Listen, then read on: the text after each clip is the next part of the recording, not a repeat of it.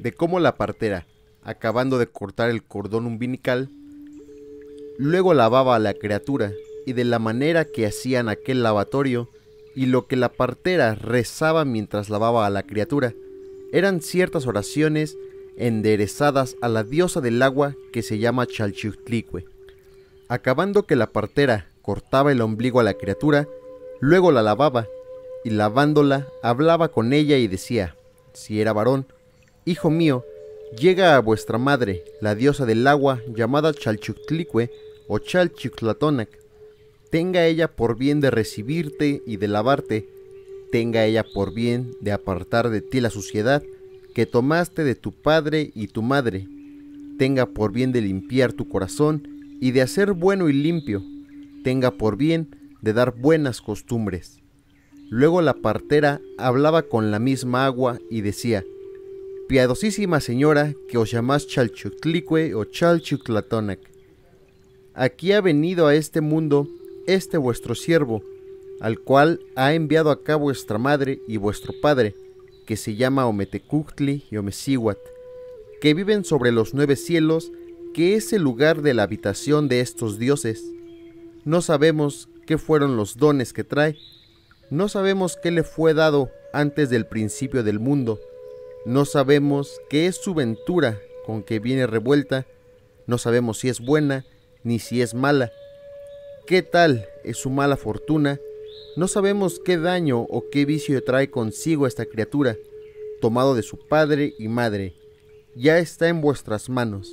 Lavadla y limpiadla, como sabéis que conviene, porque en vuestras manos se deja.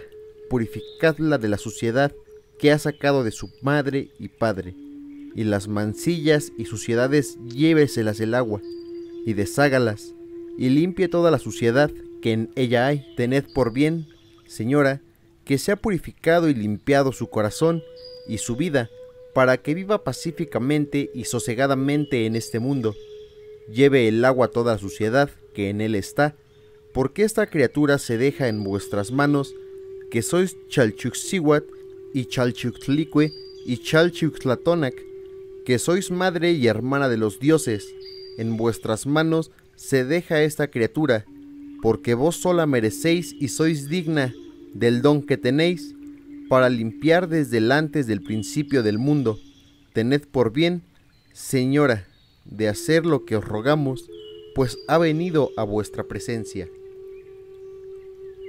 Síguense otras oraciones con que la parienta oraba a la diosa del agua, llamada Chalchiuhtlicue y Chalchiuhtlatónac, y decía así, señora nuestra, ya ruegoos que la recibáis.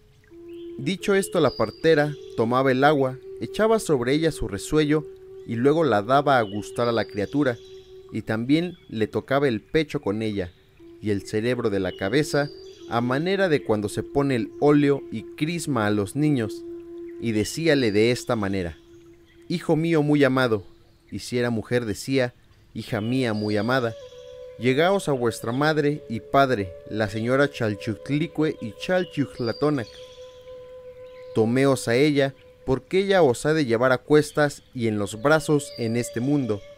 Y luego metía en el agua a la criatura y decía, entra hijo mío o hija mía, en el agua que se llama Metlalac y Tuxpalac.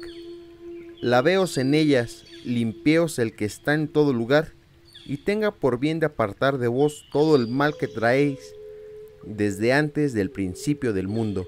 Váyase fuera, apártese de vos lo malo que os ha pegado vuestra madre y vuestro padre. Y acabando de lavar a la criatura, la partera luego la envolvía, y cuando la envolvía, decía lo que sigue.